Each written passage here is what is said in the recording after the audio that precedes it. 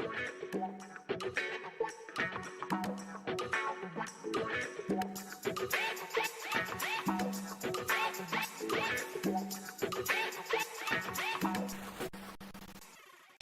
up in the den with Ku'ule Agbayani.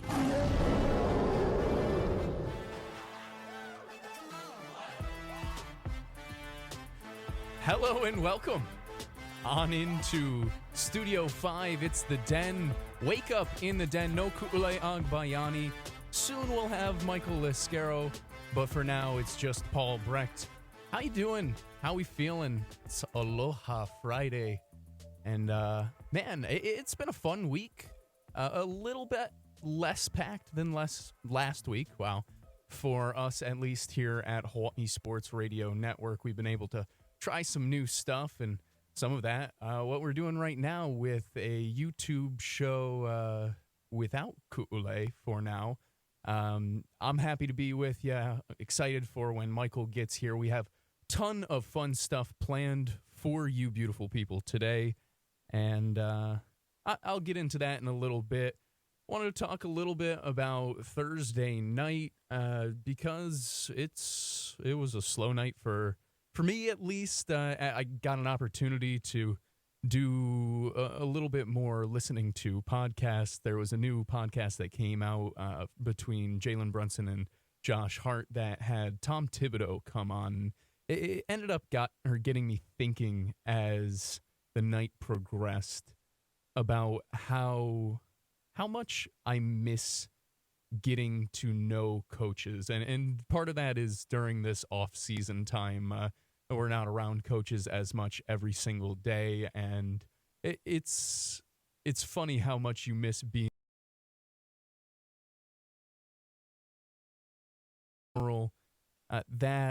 that interview really humanized Tom Thibodeau to me, and I think a lot of other listeners. And I've been a Tom Thibodeau fan, stan, whatever you want to call it, for a long time. But it was fun to see him smile. It was fun to hear him joke, see his camaraderie with his players in Jalen Brunson and Josh Hart. They got to talk about a ton of different topics. And it made me appreciate kind of what we do here and we've done here at HSRN, where we have similar types of sit-down, getting-to-know-you episodes. Just to think of this summer, I guess it's summer now, that I'd think of already. We've had Brad Davidson on. We've had Chris Brown on, a couple of high-ranking coaches among their respective programs. And you can catch both of those shows up on YouTube or wherever you get most podcasts under Hawai'i Sports Radio Network as well. And it was just really fun to hear Tom Thibodeau outside of him screaming his plays, his schemes, ice, and whatnot. And it reminded me why I've had so much fun this basketball season, because these finals have not necessarily been as fun, and that's something that we'll talk about pretty early here today.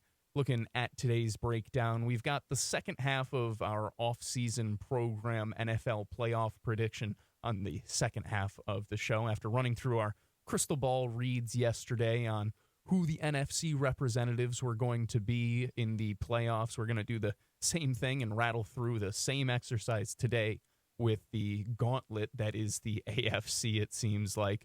It won't be the only NFL talk, most likely, as we'll chat about Trevor Lawrence receiving a 5-year, $275 million contract extension, and what that means for Tua Tagovailoa and the Miami Dolphins as they continue to try and figure out where Tua's next contract will lie as he looks for an extension as well in the final year of his rookie contract.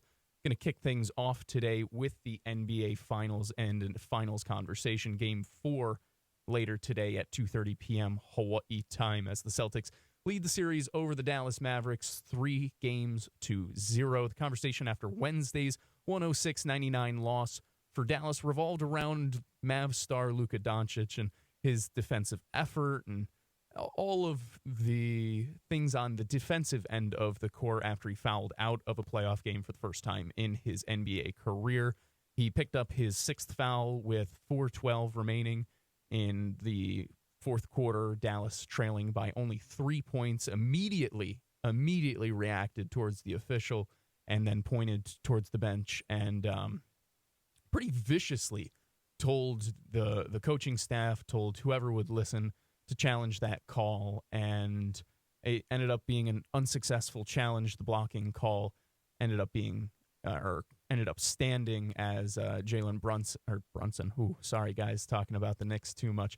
It's Jaylen Brown, who has had a phenomenal NBA Finals, did exactly what he was supposed to do, attacked Doncic in the open floor in transition and fouled out who has been one of the best players in all of basketball since he entered the NBA on the offensive end in Luka Doncic, and effectively killed the Mavericks' chances of pulling away in that game, or pulling all the way back in that game. The Mavericks 20-2 run at one point in that fourth quarter to get back into it. So understandably so, Luka was pretty frustrated, but the conversation was after the game. Brian Windhorst of ESPN immediately after the game, when chatting with Scott Van Pelt, ethered Luka's defensive effort, his poor attitude, as the main reasons that Dallas has fallen down 0-3 in this series. They look on the verge of being swept.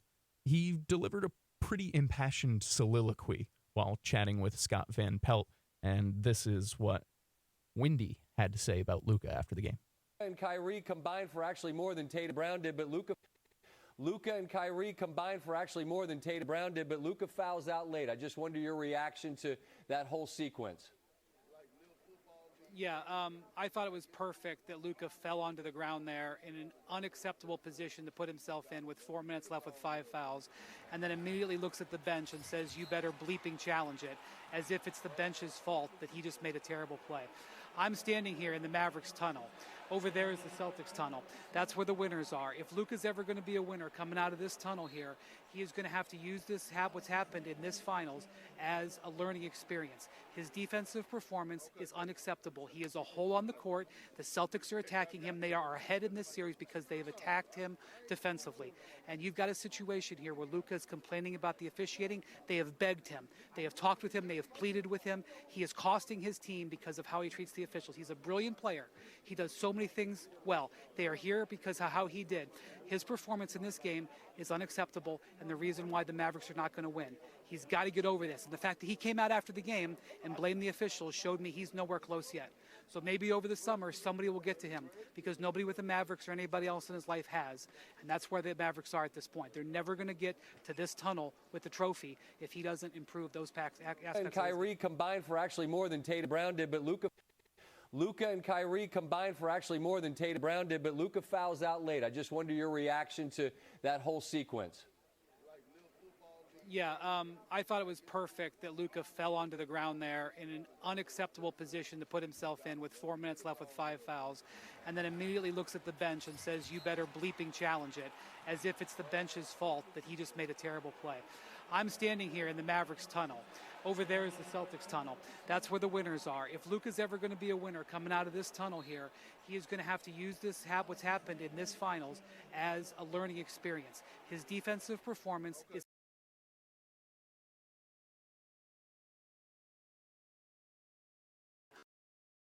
and you've got a situation here where Luka is complaining about the officiating. They have begged him. They have talked with him. They have pleaded with him. He is costing his team because of how he treats the officials. He's a brilliant player. He does so many things well. They are here because of how he did. His performance in this game is unacceptable, and the reason why the Mavericks are not going to win. He's got to get over this. And the fact that he came out after the game and blamed the officials showed me he's nowhere close yet. So maybe over the summer, somebody will get to him, because nobody with the Mavericks or anybody else in his life has. And that's where the Mavericks are at this point. They're never going to get to this tunnel with the trophy if he doesn't improve those aspects of his game. Brian Windhorst, I'll leave it right there. I appreciate your time, and hopefully we'll talk again this series. You think we get to a Game 5 Monday or no? I'm very interested to see what Luka does on Friday. The 18th banner is coming to Boston. The duck boats are getting loaded up at some point. I want to see how Luka reacts, because he owes his team a better performance in Game 4. Brian Windhorst, thank you so much. and that was ESPN's Brian Windhorst after Game 3, where the Mavericks lost 106-99. And my apologies for the double play of the interview, glitch over here. But now joined by Michael Lascaro. Michael, welcome on in. As your immediate reaction when you first heard Brian Windhorst's, I called it a soliloquy before, but when you heard what Windy had to say about Doncic and his effort post-game, what was your reaction? Did you feel that was fair? Did he go overboard, or did he just kind of say the quiet part out loud? I'm 50-50 on this. Yeah, Doncic does deserve some blame. I mean, your best player was not on the floor for the last 4 minutes of the game, 4 or 3 minutes of the game. That should never happen. Not to mention that at least two, maybe three of his fouls could have been avoided. But he also got away with 3 fouls. He basically NFL tackled, undercut Jaylen Brown earlier in that quarter, and nothing was called.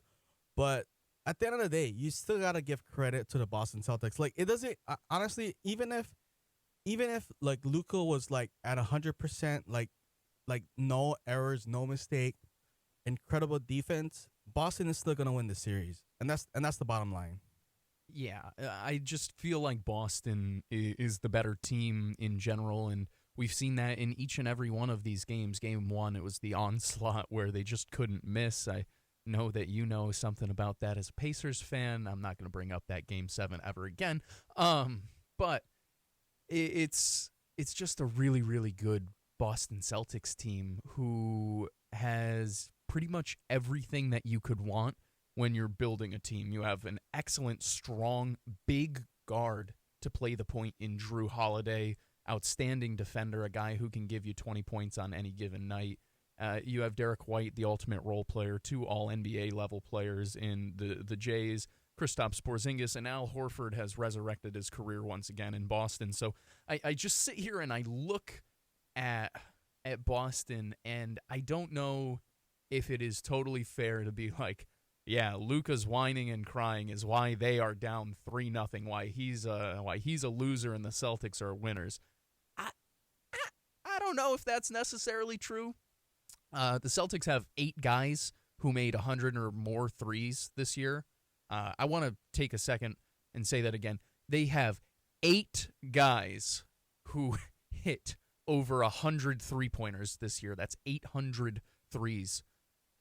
It's an impressive team in general that even if Luka was less whiny, better on defense, I don't necessarily know if it would matter in the long run of the result of the series. But I do think, like you kind of mentioned, there's some validity to what Windy said, some validity to the fact that Luka's defensive effort, his the situations he put himself in, the 3 fouls that he probably could have avoided, there are a lot of things that Luka still shows some immaturity with. Yeah, and then, I mean, again, the Celtics are going to win this series, and that's not a knock on Luka.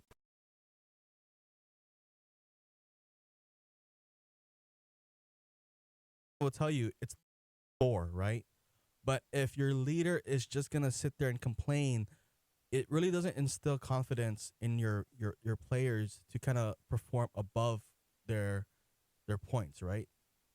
So I mean, that's where Luka kind of needs to show some leadership, because anything can happen in a series. Some call, some play down the stretch might go the other way. It's a 50-50 game at the end of the day. But you have to instill confidence in your players and not get on the officials, because at the end of the day, the officials are human. Yeah,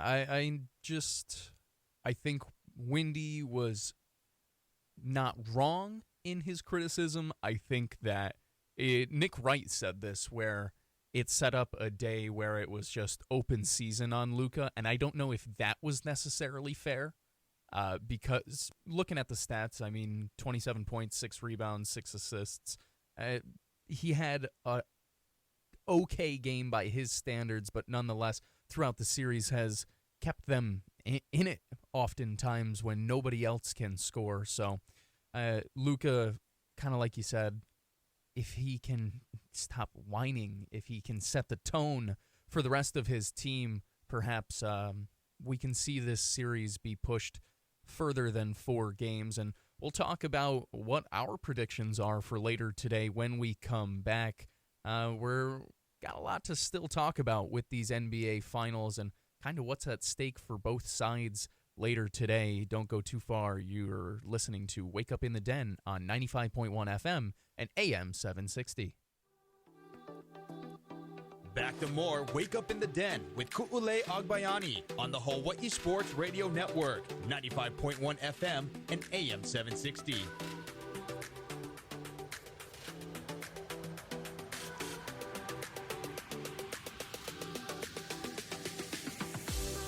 Welcome back on Into the Den. Paul Brecht, Michael Ascaro talking about the NBA Finals. The media storm that came after Brian Windhorst's criticism of Luka Doncic following Game 3. In case you missed our thoughts, you can catch the recording of this and every episode of Wake Up in the Den wherever you get most podcasts under our Hawaii Sports Radio Network profiles. Continuing the topic of the NBA Finals, going Game 4 later today at 2:30 p.m. Hawaii time on ABC. The Boston Celtics looking for Lucky's 18th banner, which would break a tie with the Los Angeles Lakers for the most championships in the sport.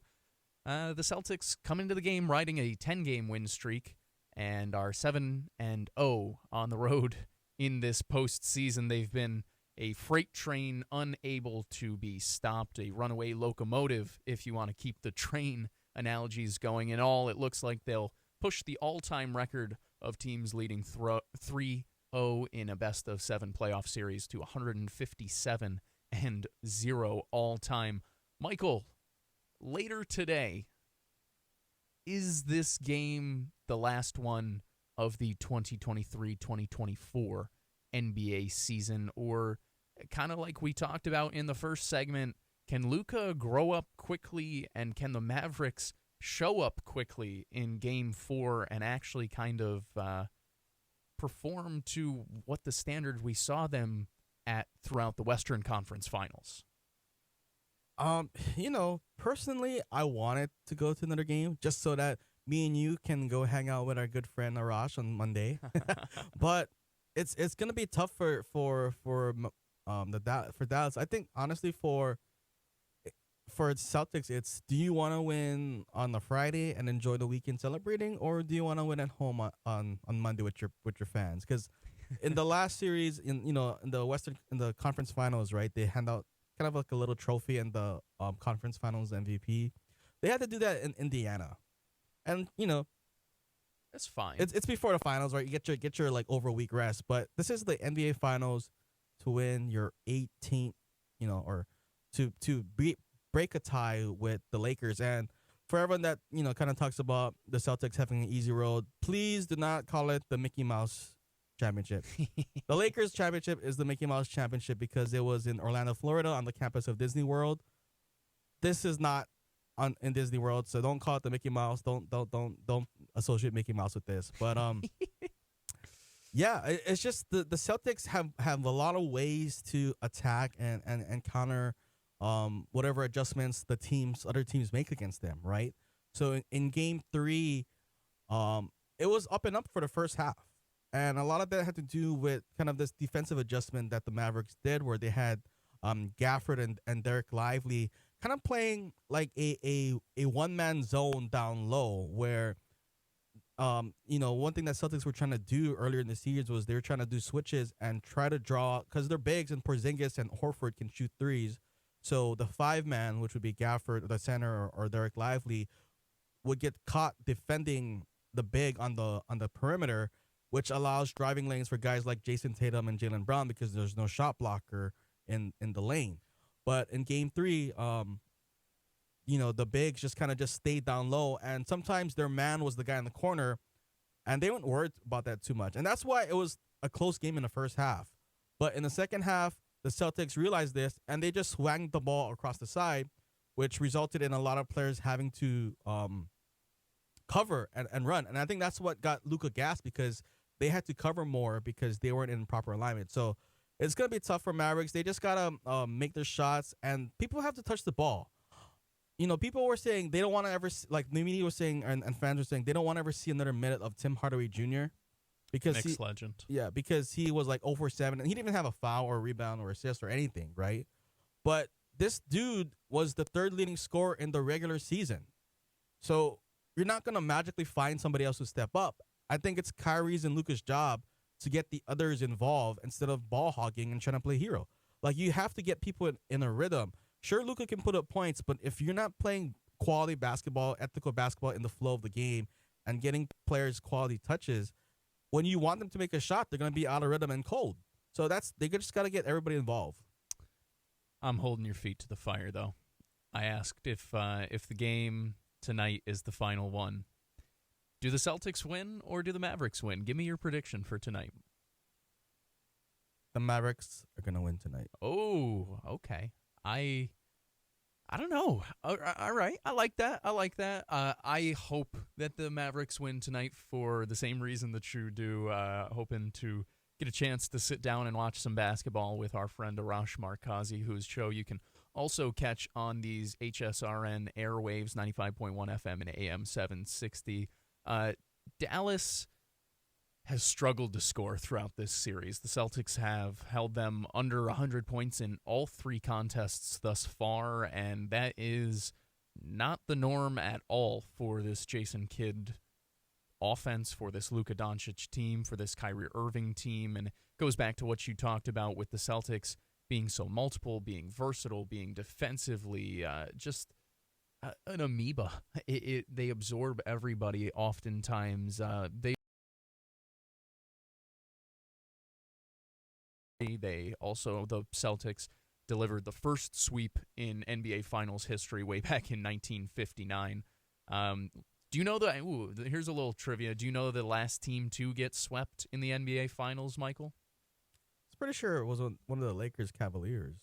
Not the LeBron's Cavaliers. My bad. Ooh, it was. Lakers Good Cavaliers. job. 2018 Cavaliers were the last one, and actually the one before that, 2007 Cavaliers. So last two have been the Cavs, looking to get out from under that if the Mavs lose today. The common theme: a ball-dominant player in Luka and LeBron.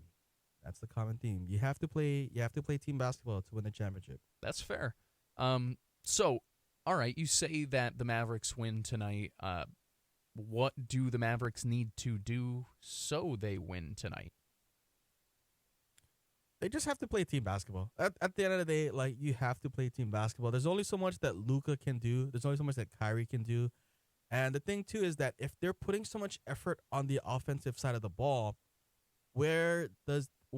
then you're just kind of drained to play defense, and you kind of have to have players kind of trust on defensively. I think they need to pressure some of their they just got to mix it up. Don't stick to one coverage against the Celtics, because the Celtics have a lot of floor generals on the floor. Like, if you for fans watching the game today, just watch what the Celtics do. There's multiple players like pointing to each other. Hey, you go on the wing, or they're pointing at you go to the corner, and the Mavericks just have to disguise their coverages. That's pretty much what it's gonna come down to. Yeah, it's going to be an uphill battle. It has been an uphill battle the entire way for the Dallas Mavericks. I want to believe that they'll win today. I'm going to give my prediction as well. I wasn't just going to make you give yours. I do think that the Celtics end it today. I have a hard time seeing, from what the Mavericks have shown through 3 games, even the one at home, that this is a team that can win. And I worry how they come out mentally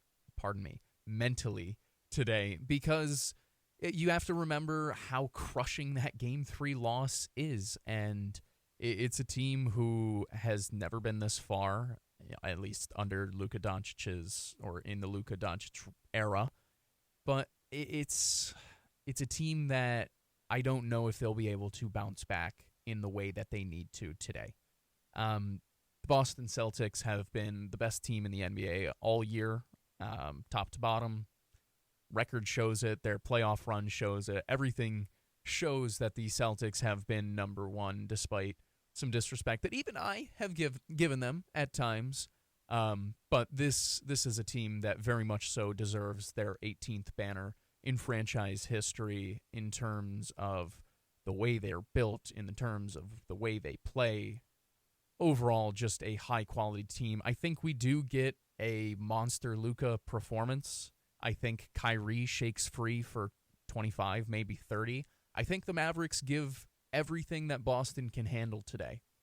But at the end of the day, we've seen Drew Holiday get finals-winning defensive stops before.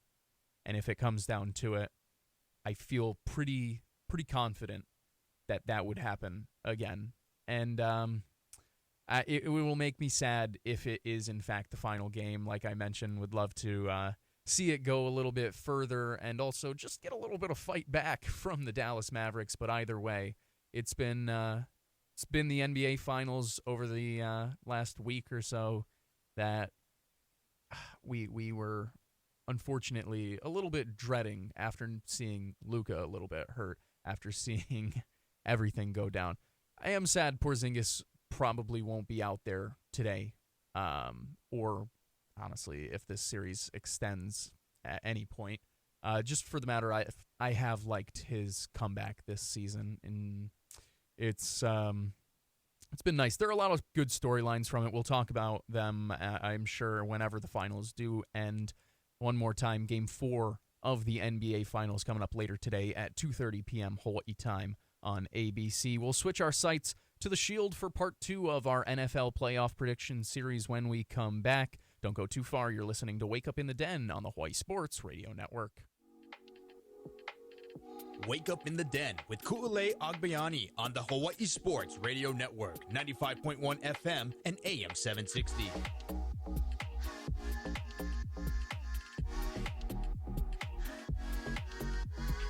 Welcome back to you, the beautifulest of all the beautiful people, Paul Brecht and Michael Lescaro. Feeling good on this Aloha Friday, breaking down all the storylines surrounding the 2024 NBA Finals between Boston and Dallas. Hoping to get a look at the Bows later today for PRPs with Ku and Michael. Continue working towards giving you guys the best coverage of all things Hawaii football and Hawaii athletics. Be sure to follow us on all social medias at Hi Sports Radio. That's HI Sports Radio. Or subscribe to our YouTube channel, Hawaii Sports Radio Network, to stay up to date with everything HPU, and Hawaii sports related. From the OIA to the Bows to the pros, we've got all the content that you need. Be sure to like or drop a like, leave a comment, or share anything that you enjoy. It helps us. It's free and helps bring you better content to your feed.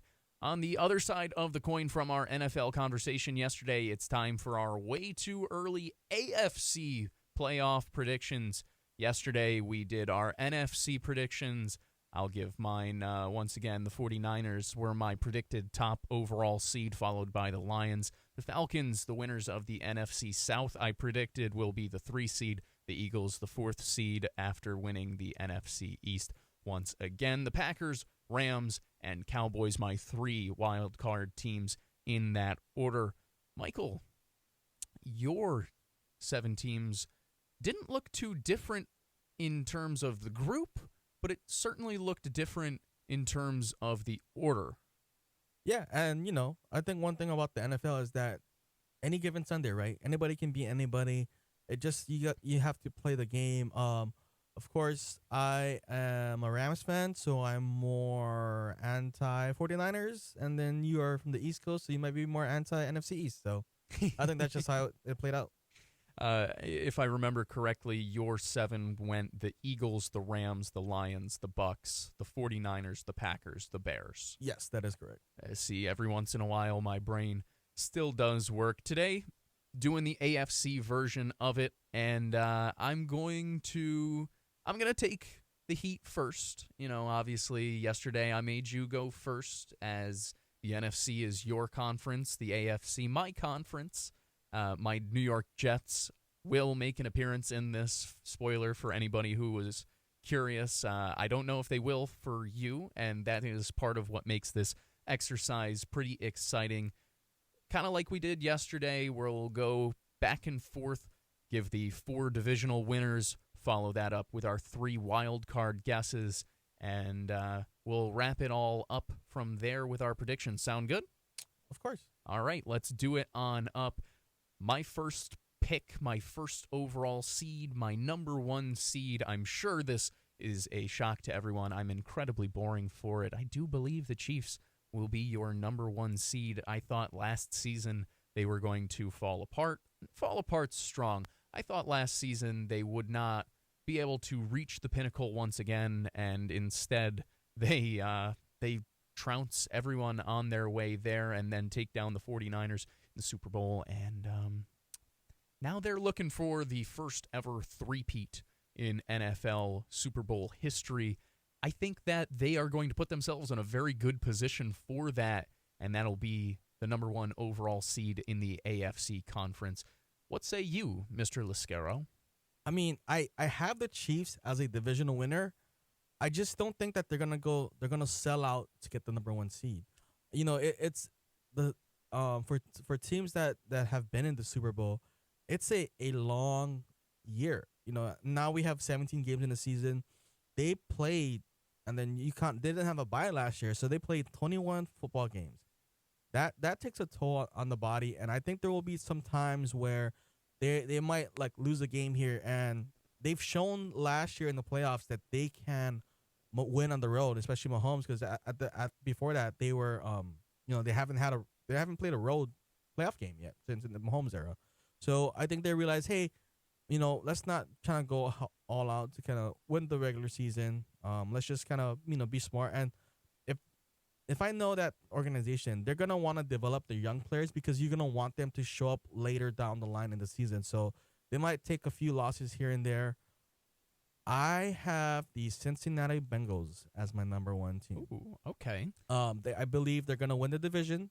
They're gonna go from 4th place to 1st place. And that gives them kind of a slightly easier record than their counterparts. But I think last year they never ever had a fully healthy Joe Burrow. He probably should have dealt with kind of sad a bit to start the season, but he kind of came back early in my opinion, and he was just never the same. And even without Joe Burrow, with Jake Browning, they were still a playoff contender, and they almost beat the Chiefs, I believe, on the road until the Chiefs pass rush just went crazy. So I believe the Bengals will have a bounce back year, and they have been the team. Joe Burrow, at least, has been the guy that's been a thorn in Patrick Mahomes' side. So that could happen again.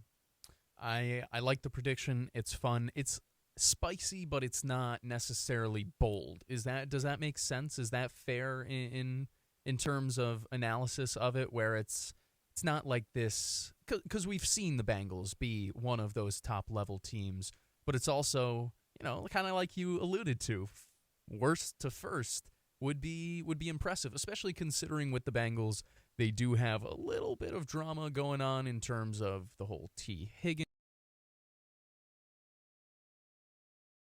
and just in general what every contender ends up going through.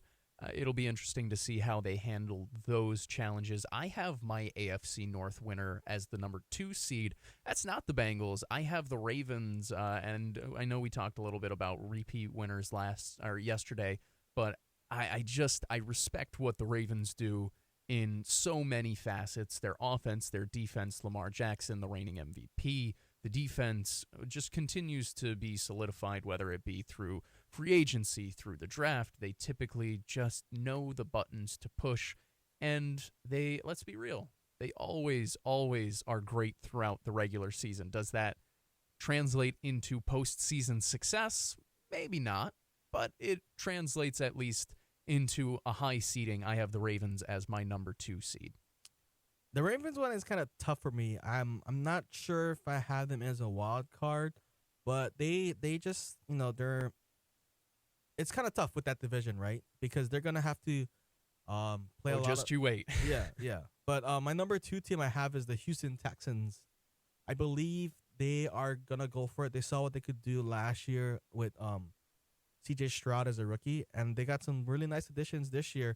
Stephon Diggs is one too. I think Tank Dell is gonna be kind of out for a bit, but when he comes back, that offense is gonna be clicking, and they're gonna really put the stress on some of their opponents, and their division is also super easy. You know, you have the Colts.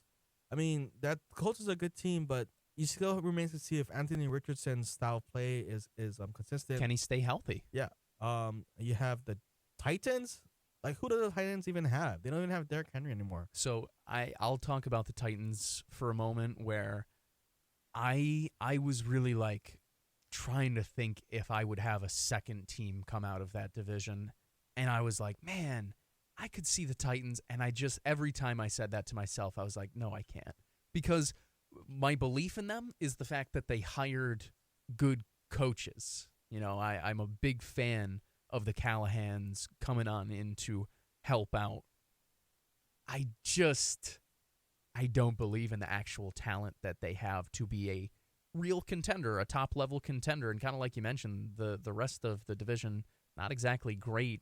Trevor Lawrence just got that 5-year, $275 million extension. We'll talk about that a little bit. But it just, I don't know. It's not a great division outside of the Texans, and that's why I have them third, or as the third seed in the AFC, behind the Chiefs, behind the Ravens. I also think that they can continue to go forward this year. I don't know if that means perhaps they'll be the 1 seed. I did put them through some consideration as the 1 seed, just because we've seen that before with some young teams take, a step early and then go forward. But I figured if I didn't do that with the Lions, I couldn't do that with the Texans this year. But they are my 3rd seed. I do want to speed this up just a hair before we go to break, so I'll toss in my 4th divisional winner, once again coming from the East, and that is the New York Football Jets, who I do believe in this season. I think their offense will be a lot better than last year. Not that that is saying too much. They have an elite defense. I know there's concerns about the level of competition that they played towards the back end of last season, but overall, this is a unit that is stacked top to bottom, and it's going to come down to health and execution. Can Aaron Rodgers he doesn't need to be MVP Rodgers, but can he be better than his final season in Green Bay? Can he stay healthy all year? The Jets did a nice job addressing the backup quarterback position, but once again, the fact that there are so many ifs that I'm putting in there. I am like, if they can stay healthy, if this happens, if that happens, it's too much to put them any higher than the 4th divisional winner in my mind at this moment in time. Perhaps that'll change when I see Mike Williams actually on the field. He's coming off an ACL tear. When I actually see Aaron Rodgers back on the field coming off of an Achilles tear, when I see the offensive line put it all together. You follow my drift where there are too many ifs to put them any higher, but also they've done a nice job putting together enough talent. I thought you were gonna say when I see Aaron Rodgers come back from vacation. I thought that's what you're gonna say. The amount of rumors that flew around over the last few days were so fun as well. Yeah, but I have the Chiefs at number 3. I think that's self-explanatory. You have to put them in there somewhere as a division champ. And my 4th seed is from the AFC East, but I am gonna go with the Miami Dolphins. I think Tua's gonna come back on a tear. And I think they realized the importance of having that first-round game at home after having to play in like record cold temperatures in Kansas City, where it looked like they didn't even want to play football. So I think they'll get it done in the regular season. And I'm not saying that they're going to be successful in the playoffs, but I think they're going to go sell out to get that home game in Miami. I like that. Those are 2 fair picks, similar picks from us, 2 similar picks at least. Our 4 divisional winners have been revealed. Still got to talk about the 3 wild card winners when we come back. You won't want to miss it. We're talking NFL football towards the end of the off-season program here on Wake Up in the Den. Don't go too far. You're listening to Wake Up in the Den on 95.1 FM and AM 760.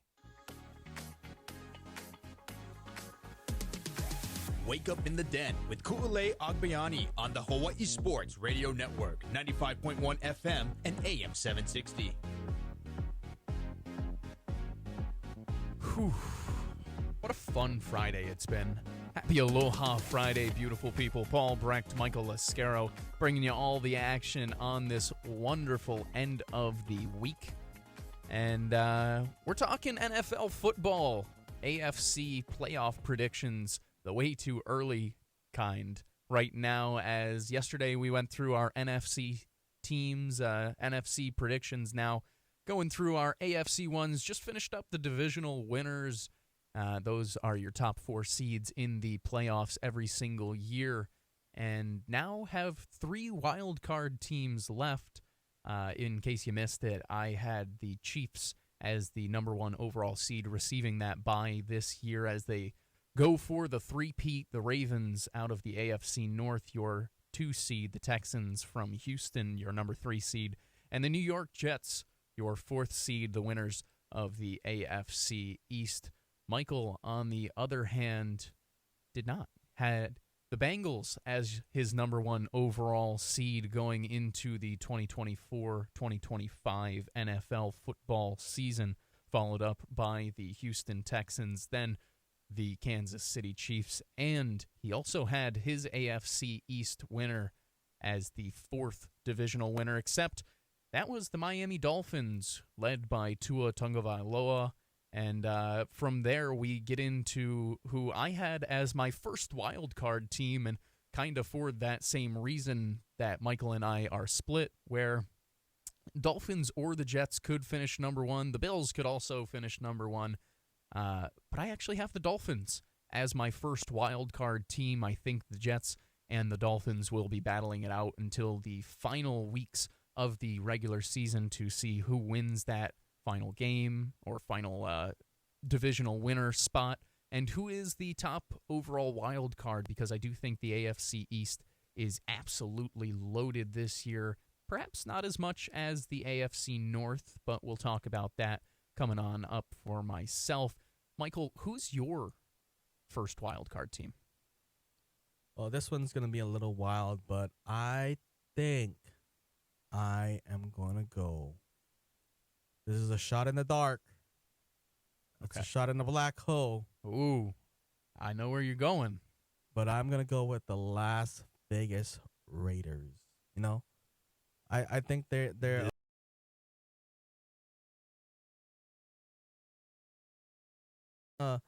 get hired with some Hawai'i ties there. That's going to bring some good juju that direction. I think I'm picking up what you're putting down. Ashley Toms of the Rainbow Wahine basketball team, whose grandfather, I believe, also played for the Oakland Raiders back in the day. She applied for a job with the Las Vegas Raiders, and right before going to Japan, she found out that she received the opportunity, and she still got to go to Japan, which is super cool, which also reminds me the Rainbow Wahine are back and safe in Hawaii after enjoying that international trip, and can read all about that on the Hawaii Athletics website. I like that pick. I teetered with having the Raiders as a playoff team. I teetered with them as a lot of different things as I did this exercise, but I did not have them as a playoff team eventually, just because I don't know how much I believe in their quarterback situation. I don't know how much I believe in their offense being fully put together. I do believe in them to be the second best team in the AFC West. Now, the question is, would that be enough? And to me, right now, I don't know, because my 6th team, my second wild card, is your first overall team, the Bengals, who they come back after last year, a disappointing year, return Joe Burrow, who we know is among the top 3 quarterbacks in the league when healthy, when he's all right. It's a team that I am really excited to see this season for multiple reasons. One, because I believe that they're uber talented, but also I kind of teased it when you were talking about them winning the conference, or at least being the first overall seed. They have some questions to figure out, and I've seen before teams fall apart, or can fall apart, when you have these contract disputes, when you have multiple contract disputes, Do they have to trade one of T. Higgins or Jamar Chase or try to trade one of them? There are plenty of things. And I'll also, just so we can speed this up just a hair, I also think that the Browns will sneak in as your last team, giving you 3 teams out of the AFC North making the playoffs in my prediction. That's interesting. That's interesting. I think for my 6th seed, I'm going to go with the Buffalo Bills. They're going to somehow fall backwards into the playoff position. And you talk about teams falling apart because of contract disputes. I hate to say this, Paul, but I think the New York Jets might fall apart For what? I think Aaron Rodgers is just going to be too much of a distraction. And, granted, last year we were able to get we were kind of avoided that during the season because he got hurt like 5 minutes into the game. But Aaron Rodgers is just going to say something that drives the media crazy in New York. It is an election year. And didn't this guy almost was trying to run for vice president? I don't even know if he's serious about football anymore, guys. But my 7th seed, I think I am picking the Pittsburgh Steelers. I think we're gonna have a conversation. I mean, Russell Wilson will get the start, I believe, but I think Justin Fields will come in later on, and we'll have a year-long debate on whether or not the Bears should have kept Justin Fields. They're gonna have similar. They're gonna have a similar record throughout the season, I believe. As the Bears, the Steelers and the Bears, like 1 or 2 games away from each other. I like that. That's a fun prediction, and I think it's different because in that case, does that mean you don't have the Ravens making the playoffs? Yes, I do not have the Ravens, who was the number 1 seed last year, making the playoffs. They got Derrick Henry, but that team has never had a healthy running back room. I think they're going to take a step back, and some injury is going to happen to that team that's going to derail them. Interesting. I think that's fair. You can't really predict injuries with like any certainty, but you also can read the tea leaves and kind of get a feel for what may happen.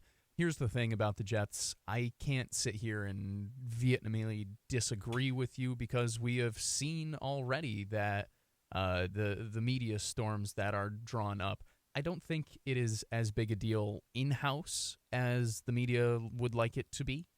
I think that the Jets have a pretty tight-knit locker room in terms of, like, they seem to like the guy, no matter how off-putting his views or statements can be at times. In general, like I said, and a big reason why the Jets were my last divisional winner, there are a lot of ifs with them. And if they all hit, things could go incredibly right, and we could be talking about the Jets ending a Super Bowl drought that is up there with the best of them. But that is a lot of ifs, and it's asking a lot of a roster that is some really great young talent, but some pretty old guys on there as well. Yeah, my biggest indicator for how the Jets is going to do is how throughout the season is how do they come out in week 1 against the 49ers? That's the biggest thing because I know the 49ers are going to be hungry. They're probably going to come out and beat the Jets. But if the Jets can somehow beat the 49ers in week 1, I think they're you want to buy hard on that team. But until that happens, like you said, they just have to prove it and show it on the field. About a minute left, and we're running out of time to talk about it, so I'll just bring it up ever so quickly, where Trevor Lawrence, I said it before, gets the 5-year, $275 million contract, $200 million guaranteed, 142 of it fully guaranteed, ties him for the highest annual average value at $55 million per year with Joe Burrow, and still leaves Tua Tagovailoa without a contract extension, and I'll use the phrase, the cost just went up once again for Tua Tagovailoa. The longer you wait with quarterbacks, the longer or the higher the number typically goes, and he has a ton of weapons. So, going to be interesting, but running out of time. So for Michael Lascaro, I am Paul Brecht. Want to thank you so much for listening to us the past couple of days here in the Den. We'll chat with you on Monday. Have a great weekend. Bye! KGU AM K236CR Honolulu is the Hawai'i Sports Radio Network.